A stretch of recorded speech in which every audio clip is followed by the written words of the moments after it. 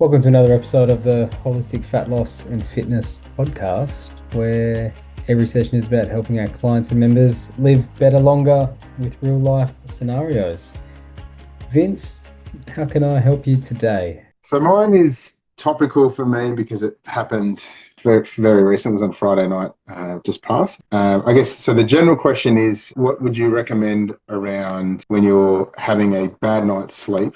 Both, I guess, strategies for dealing with a bad night's sleep during the sleep, and I guess afterwards as well. So I guess the scenario I was in was late at night, had an issue got dropped on me with made a big to-do list, and my brain ran away with it with all of the other things that are bouncing around in my head. And like with most people, I'm guessing, I do have a strategy of usually dealing with it. I kind of have a notepad and paper next to my bed, and I kind of write things down so I don't have to think about it. But and I tried to practice my yoga and put it to the back.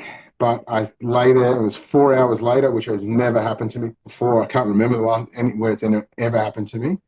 And it was 2 o'clock in the morning, and I'm like, I am still wide awake. So I thought, I'm just going to get up and I'm going to work through this list that I've written down and basically get this whole to-do list that's been dumped on me sorted, because I had to take my daughter to karate at 6 a.m. So I spent the next 4 hours working on that, took her to karate, had a nap during the day, went to bed a bit earlier, had 10 hours that night, and then kind of the next day was relatively normal. I went a bit lighter. Actually, I did a training in yoga and sauna session. But I did go a little bit lighter, but kind of got back to normal. And then, yeah, just had a good solid night's sleep next night. So I kind of returned back to relatively normal. But I mean, I guess I don't know how good my strategy was. And I guess that's what I'm asking. There's a couple of things in that. And one, there's kind of two different versions, right? I've just got some racing thoughts for whatever reason, life circumstances, it's not catastrophic. I'll try and deal with it. And then there's the other one, which is, there will just be events that arise, which, just using standard strategy like a notepad and getting some thoughts down, just probably not going to be enough. And I tend to opt in those realms to stay up, deal with them, come up with a bit of a game plan. It tends to put people in the driver's seat and in control for the next day, which tends to be a net win over the sleep, depending on what they may be. So let's attack the first one first around how do I, as the mind races, when it could just be general day to day, kids, work, bit run down, sort of stress, which is either making it hard to get to sleep or sort of waking people up throughout the night. That's a little different. So let's start there. First thing I do is to not panic. That puts people in a bit of a loop a lot with their sleep. So they're just like, "Oh, I'm awake again, clearly stressed, or I'm clearly thinking about whatever it is, a decision, whatever it may be, presentation the next day. And they get in a bit of a negative spiral there. That doesn't help.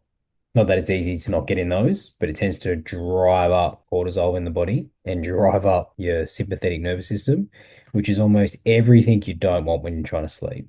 Tough spot to be in. This is also a bit of a driver. Like if I'm seeing regular sleep patterns with somebody around 2 to 3 in the morning, I'll see a couple of things. One of them is an overactive nervous system or elevated cortisol causing that activation. The other could be sort of a blood sugar dip, which is waking them up through that cortisol mechanism again. So this is sort of what we're working on when I'm kind of looking at data or just assessing a sort of sleep journal to some capacity. What I tend to do, there's a couple of things. Like don't look at your phone, pretty standard. Don't switch on the lights. Don't do anything that's going to be overtly stimulating. It doesn't tend to work very well for people. That means screens, all sorts of screens as well. You could probably get up a Kindle, they're pretty good, and put some night modes on if you need to. I use it as genuine quiet time. So I'll normally get out of bed. Like I'll toss and turn for, let's say, a little bit, 10 minutes, 20 minutes. It's hard to know at that time of night. But if I'm finding that I'm still awake, I'll actually get up and kind of break that chain just to get out of the negative loop of like, God, I'm still awake. Normally I'll go make a cup of tea and it's just to reset. I just accept I just accept what's happening. It kind of just makes it easier for me to deal with whether it's going to impede my day tomorrow or not. I like to just not really worry about it and go, great, it's whatever time, 1 in the morning, 2 in the morning. I'm just going to go make a cup of tea. So I'll go make a cup of tea. Maybe I'll journal, maybe I won't. Maybe I'll go outside and drink that cup of tea. I like to do that pretty regularly, nice and quiet, even if it's cold in the middle of winter. And I just kind of try to enjoy what's happening, which is kind of nothing in the stillness. One, I enjoy it personally. busy work schedule, a couple of kids, you don't get a lot of that. And I'm sure most parents will understand. Two, it allows me to sort of reshape my thinking to get ready to get back into bed. When I do that, I then might accompany that time with some breath work or some meditation. I normally won't do anything movement based at that time of night. It's too late. I'm not in, like, my body's just kind of not ready to want to do those things. So I'll use something else to offset my nervous system, drive down any cortisol or alertness, get more parasympathetic drive, and try to get myself to sleep. I like guided meditation. I like anything that is also just ambient sounds, rainforest, nature, waterfalls. They tend to work pretty well for me. Or I might just do something guided in the meditation breathwork space. They all work really well for me. And then I'll normally double down and take some supplementation then and there, whether it's a magnesium, whether it's, a different sleep supplement like a theanine or a GABA or an adaptogen like an ashwagandha, just to try and get whatever quality I can out of the remaining portion of the night. Both of those will kind of lead us into the morning. The other version, obviously, is a really stressful event happens. It could be anything, really. Could be this tremendous to-do list that you've got, Vince. It could be, family health. It could be something to do with your business. There's a bunch of things that kind of just need immediate action sometimes, which means the preparation of that night may actually just be more of a benefit because you're probably going to stress about it regardless so that you can get in front for the next day, which then gets you to the next morning normally pretty underdone. I don't know most people that stay awake all night and feel tremendous the next day. So now it's like, what do we do the next day to kind of do what you said? It's like, how do we shorten the gap to tough night, not feeling great, fair amount of stress on the body to back to where I want to be in terms of almost like full health, let's say. There's a real difference in how that day can kind of go depending on the actions that you take. So let's mitigate the night. When you get up, let's just say it's 6 a.m. and you're still up and you or 5 a.m. and you got to take your daughter to karate. What I wouldn't do is have a coffee, even though it's what most people want to do. Your body's in a pretty systemically stressed state by for two reasons. One, now you've kind of been up disjointedly for maybe 24 hours, give or take, with some small intermittent breaks in there. That's pretty stressful on the body. But you also have the other negative is it hasn't done any of the deep cleansing that you're actually supposed to get from sleep. There'll be no sort of metabolic clean out. There'll be none of the deep sleep system shutdown. There'll be none of the nervous system reset and rebooting that we're trying to get. So now you've got a double sort of stress load on the body. So what do we do into that next day? Coffee, we'll just add another one. It'll give you an artificial like alertness or focus because that's all it does. It'll block some of the adenosine receptors, but that'll kind of kick back in hard later in the morning for sure. Once the caffeine sort of dissipates, the adenosine receptors are still there, or the adenosine in your brain, which is just a metric of fatigue really in the body, and it builds up as the day goes.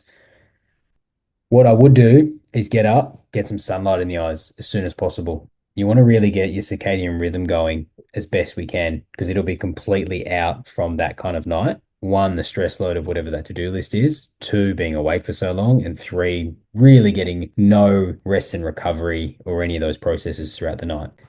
Circadian rhythm, light in the eyes. We're starting to look pretty good. We're going to get just the right mechanisms in the body to actually do their job, which is cool. Get you up and about and alert.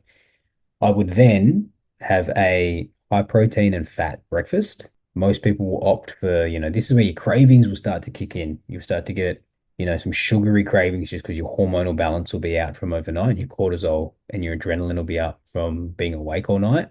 Never does you a wonder for like making good food choices. It always works against you. High protein, high fat, fill the stomach, get some good protein in. The fat will help you give long sustained energy for longer. It'll help with a little bit of hormonal balance and it'll help just curb, any of those cravings, which is really important. You also need the extra protein because your immune system will be a little bit flared up from a whole daytime of being awake and not a nighttime of sleeping. And that'll have some residual inflammation in there as well. With that, I would get in some hydration. So you'd get in some good quality water with some electrolytes or a good quality salt in there because you're going to be dehydrated from being just awake overnight.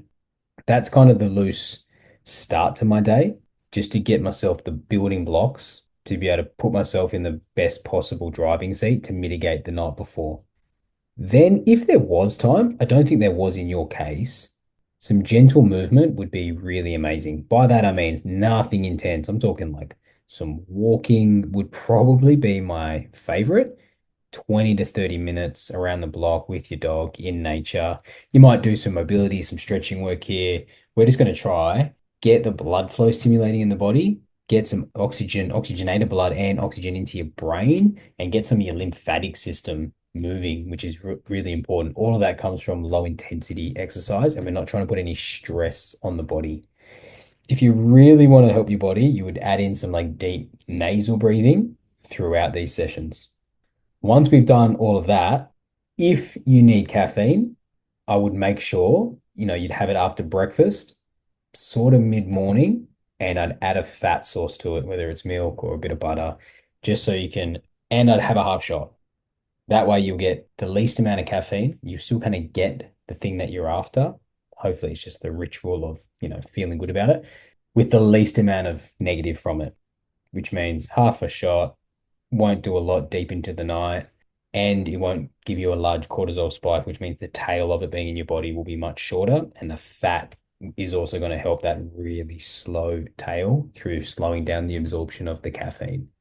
A cup of tea, black tea would work significantly better. Green tea would work significantly better again. Then I'd do some nervous system resets going into the afternoon.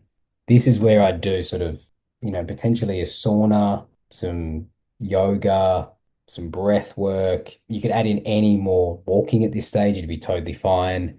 I'm just trying to get another boost into the afternoon, make sure my cortisol doesn't run away from me, make sure that it just kind of stays within rhythm, and make sure I give my body just the recovery support that it probably needs at this stage of the day. Like you could do this at 11 a.m., 12, midday, 1 p.m., 2 p.m., kind of wherever you find yourself really struggling, and kind of depends on the day that you're having. Very different from a work day to like a weekend where there may actually be, tasks that need to be done.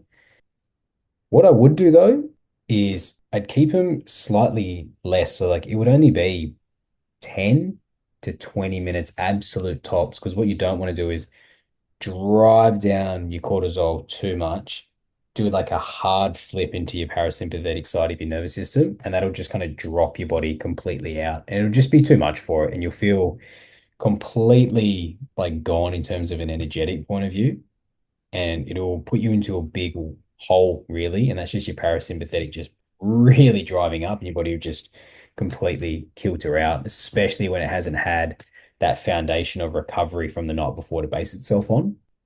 So gentler, 10 to 20 minutes. And the same thing, like if you're going to do a sauna, make it less hot, like around the 50-degree mark, and stay in there for like 15 to 20 minutes, not like, 60, 70 degrees at 30 to 40 minutes. Like it's not really about the sweating, it's about driving down the cortisol and giving your body some gentle recovery to upregulate all the things that are going to help your nervous system flourish and not just completely destroy it. The same with cold. Like you could then add in somewhere mid-morning, early afternoon, some cold therapy. Now, these things are all stresses too, but it's just the way you do them that makes all the difference. Like, it's like saying you can't exercise, well, you can, just make sure it's walking and not like a hardcore strength session or a hardcore high intensity session. You can add in hot and cold therapy, but make sure it's quick or shorten the duration so the intensity on the body is not as much. And in this fashion for cold therapy, it's like it's more of an in-out experience. We're just kind of shocking the body rather than trying to get the deep immersive effects of cold therapy with, the cold proteins getting activated and like really deeply getting that vasoconstriction. Like we don't want any of that really. We're just trying to get a nice little reboot, little restart on your computer, which will be much gentler than like a double shot latte would be. Because you won't get those negatives later in the night from those things. But we're just trying to not put you in a hole around 1 to 3 p.m. when you've probably got some things to do. Then in the evening, I do something similar to what I did at like 2 o'clock. Any wind down activity, doesn't matter. Yoga, stretching, breath work, sauna, all incredible. But with this, I'd probably actually take some supplementation to maximize the benefit for the night. I'd 100% take magnesium. I'd take one at like 4 5 p.m. I'd take one at 8 9 p.m. with a snack or with dinner. It absorbs much better with a fat source.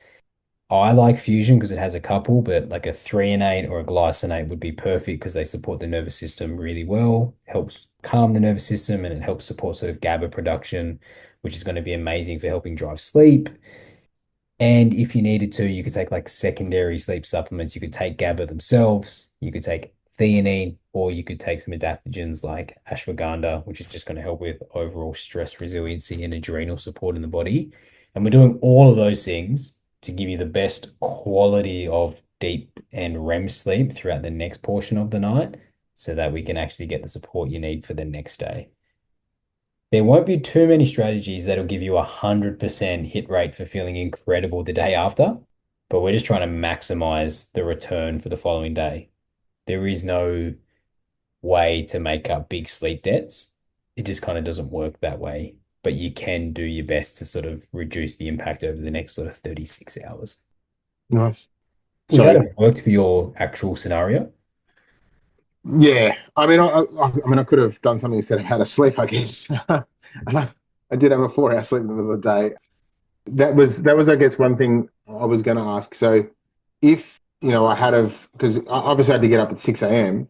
If it was a normal Saturday and I didn't have to get up at 6 a.m. and I'd kind of gone through my list and I had a strategy and it was say 5 a.m. and it's like, is it worth going to sleep at like 4 or 5 a.m. or do you just say, you know what, the night's done. It's not worth getting a 3 4 hour sleep through to like say 10 a.m.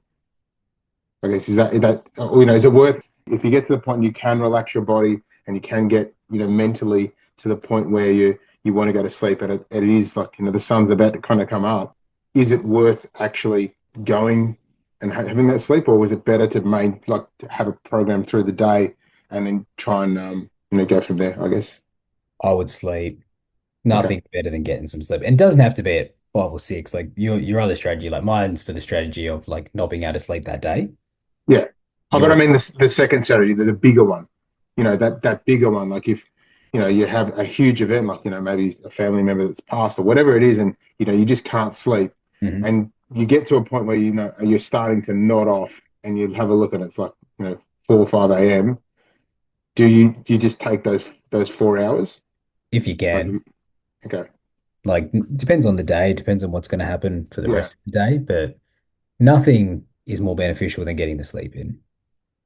And the Like other the other thing I wrote down was meals the next day. Do you continue the same sort of meal plan and same sort of meal strategy you would normally with obviously the extra supplements along the way, or do you look to kind of change it? if you can stick with it. It's really difficult though. Like hormonally, your body will be craving much, it'll just go for processed Yeah. sugar, high fat sort of meals, just the way the cortisol and blood sugar will be regulating. But increase your protein a little bit. You need more protein when you're under immune distress. So when when it's ramped up, which like a lack of sleep the night before will definitely do. So I like to add in sort of probably in terms of a percentage of your day, it's like probably 20% more, like an extra meal of protein, add in a extra little bit in every meal if you can, an extra egg here, an extra little bit there just to support yourself from that. Your immune system relies heavily on your protein intake. The first 50% of your protein intake goes towards your immune system. And when it's heightened after a night of or lack of sleep, you just need to support it. I Okay. would then make sure you get in fats with every meal, purely because fats will help keep you fuller for longer, and which helps curb your blood sugar response, which means less cortisol, which means less cravings. Then feel free to add in about an extra 20%, somewhere between 10 and 20% extra calories to the day. It'll help the stress response by having more fuel, especially if it's protein and fat based, to be able to support yourself, which will significantly help the recovery process throughout the day and into the night, which means we're kind of thinking 24, 28 hours in advance of that sort of 6 a.m. sort of start for you to feel much better. And one of the worst things people could do would be to then still try to remain in a calorie deficit and put the body under significantly more stress when it's already mega stressed that day. And same with water intake, increase that about the same rate. Yeah. Yeah. Okay. It'd be the sort of day that I would have electrolytes in every. bit of water. If you really wanted to, you could supplement like an essential aminos throughout the entirety of the day too, just to give yourself more amino acids to be able to help with more immune function and just support recovery. All of that would work an absolute treat in terms of trying to maximize the day, especially if it's like a work day and you just have to get on with life. There's not a lot of wiggle room on those for some people. So I'd be doing as much as I can in that space. Another thing you take, which you didn't mention, you might take a sort of a B complex in the morning just to help with, that mitochondrial energy support. It'll help a lot too. Nice. Good one. Perfect. Do Lee, you welcome. Talk me through. Do you have a question that you need me to answer today, or is there something you've been particularly struggling with this week that I could help with? Probably not something that you could help me with, but yeah, just I haven't started any supplementation yet, but I Mhm. mean, like going through the my cycle and noticing a difference from last week to this week. So much more tired this week than last week. Hmm. Um, but that's also probably been my own doing, staying up later on the weekend. But you were talking about electrolytes and water intake, and when your body's under stress. And that email that you sent me was all the things that I was doing, all the typical things that I was gravitating to when one is under stress, or going through, yeah, when the body's under a bit of stress, or the hormones are just going crazy.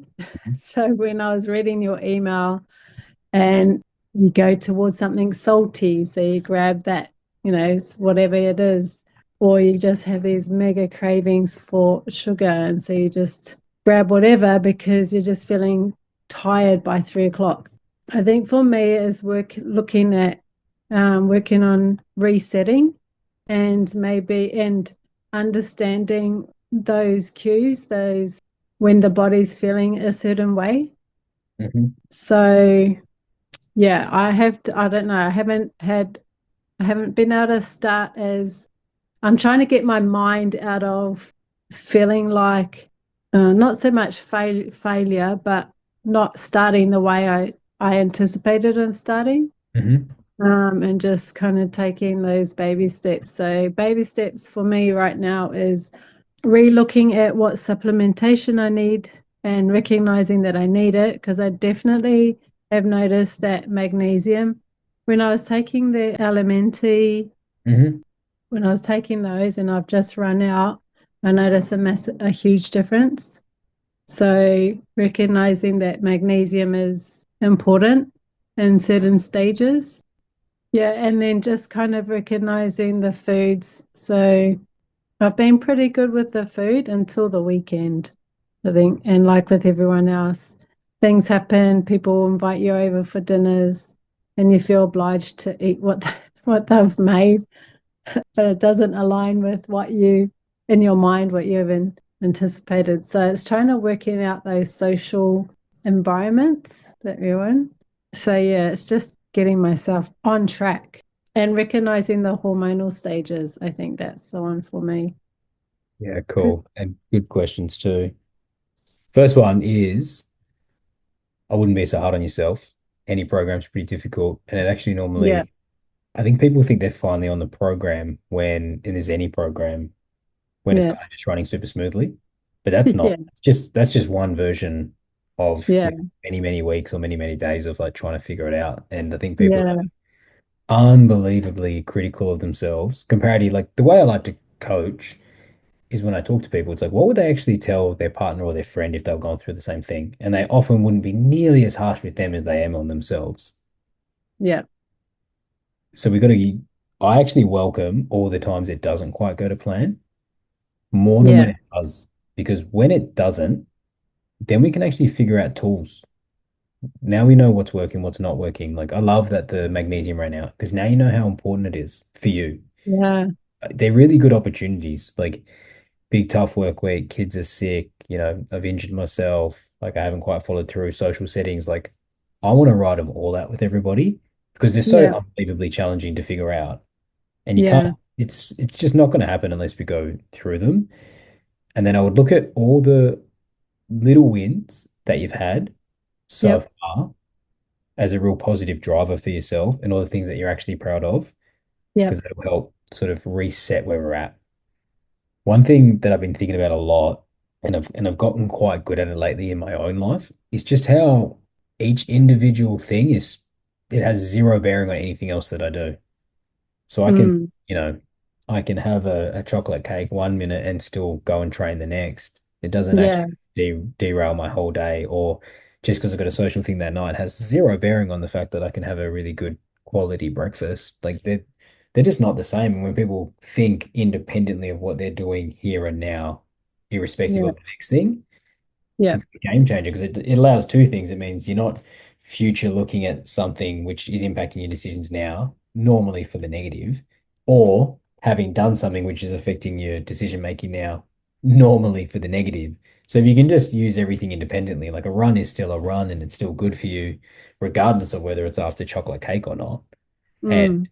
that morning, yogurt with fruit is still a really good quality meal, regardless of whether there's a, birthday party or you're going to the pub that night. And it just allows me to sort of stack up as many individual habits that I want that are more aligned with my goals and also not be too stressed about the ones that don't as well. Because I just want to have them, enjoy them if it's what I wanted to do, and then move on to the next thing. And if I can move on quickly, it means I'm not stuck in a loop of like, oh, I shouldn't have done that, whatever that thing may be. And everyone's got a bunch of things that they're trying to juggle. When it comes That to the is social things, good. though, Yeah. there's a couple of things, and it's kind of on that. I just kind of do all my, especially on the weekend. For me, it's like, what can I do that controls the meals that I want to control? So for me, it's like I'm at home for breakfast. I've got two young kids. Yeah. For brunch, for lunch, I'm at home because I've got a young kid that sleeps at lunch a lot. So it's like, great. When I'm social, if I'm social on the weekend, it's going to be early afternoon into the evening. It's like great. So I can still go for my walks. I can still walk the dog. I can still do a training session if I have time. I can still get in a good quality breakfast if I want to. That's high in protein. I can still stack a lot of things up and I'll make sure my protein's really front loaded. I front load my day with protein anyway, which just means I get in as much as possible in sort of breakfast, snack, lunch, so that I've got lots of wiggle room in the afternoon for things that are social, right? Like for a Right. household if my wife's cooking, if we've got people that pop in and bring things and it's a social day and they bring cake or whatever it is that they bring around, dinner's by far for me the one that's going to get derailed. Yeah. Even though I potentially don't want dinner to be that meal, it's just kind of life and it is that meal. So I just make sure all my other meals are controllables for me, which just gives me flexibility when it comes to that meal to be like, I'm probably pretty good with my macros. Like I'm a lower carb early in the day, building into my carbs kind of guy, and I coach people the same. I'm pretty high protein in the morning, and I can have a little bit less in the evening or maintain it and hit a really high protein. And I'll have a slightly big breakfast, but all the rest of my meals might be slightly smaller. And now I've got more calories in the tank for anything at night. So pretty much I can have any event at any time. Some will be better than others. And I'll know at worst I'm probably hitting a net neutral for my day because I've done all the early work, which means Mm. my partner doesn't have to get super health 100%, which isn't the person that she wants to be with. And it's Yeah. restrictive for the family. And it allows us to have fun and flexibility and balance and engage in social events and not be too stressed about them. All the while, I'm still going to hit the goals that are really important to me personally. And that's kind of a good structure that tends to work well for me and the people that I've been coaching and still get all that balance in life that's super important. Cool. Yeah, that's a really good way of seeing it, actually. Takes the pressure off. Yeah. Yeah. And Yeah. you just need to come up with strategies that take the pressure off because the other option would be like just don't engage in the social events and like really stick to your plan. And like I find I'm kind of 50-50 anyway. Sometimes I just kind of feel like eating, if I especially if I'm at the pub, there's plenty of good things that I can just eat that aren't crap. But when someone's cooked you a meal, it's very, there's Yeah. a slight expectation that you'll be eating that meal most of the time, which is also fine. Like I don't want to have to live a life where I'm potentially letting people down after, they cook for you and the hard work and the love that gets poured into that. So for me, it's just control the controllables, find the meals in your day, in your week, which you can easily do that with. Find out what, we'll come up with this together, the macronutrients that are easy to prepare, that are in your house, that you can do at the blink of an eye. And then it means when you are social, if you want to be really social, you can have all the flex in the world and you're still going to be totally fine within the parameters of whatever the plan is anyway. And I actually think finding that balance is one, the sustainable lifestyle that you'll never have to go back from. But they're the actual meals that'll keep you on track forever. Because if they're not in there, there are very, very, very few people that I know that don't need any outlets, that don't have any booze, that don't have any fun food, like no sugar, no chocolate, like no ice cream, don't want anything fried. It's like that they are out there, but God, I've only met like a couple in my life. So it's like for me, Yeah, just not a strategy that is going to be beneficial forever. So we just need to yeah, find what are the tools and tips and strategies that we can put into your life, in Vince's life, and anybody else's life that allows them to take control, still feel great, not feel deprived, and hit a bunch of those deep health metrics like eating food with people. yeah, cool. And when it comes to exercise, so the program that you've got on the app, Hmm. so because there's a few different things on there, and I didn't realize that was there until the weekend. So I've been doing my own thing, just doing something, and then I saw it there. So is it just I'm just choosing the ones that you said you were going to work on, which is the home workout. I think there's a few there, and then you've Hmm. got some for like stretching. So when you talk to your clients, such as me, do I just choose which ones I'm thinking for that day? Yeah, I'll pick a call up with you tomorrow or even Okay, after this, and we'll get some more structure into which ones on which days, if that works better for you. okay, Done. Vince, cool. do you have any other questions today? Oh, don't, Sam. That was fantastic. I like that. I got a lot out of that second one too. Oh, great. Again, thanks very much for joining me tonight, team. It's been a good experience. So if anyone's listening and you're sort of sick of being stuck or you'd love to learn how to integrate, would love to hear from you. The link's in my bio at the Sammy Roberts, and I look forward to chatting to you. Until next time, keep living better.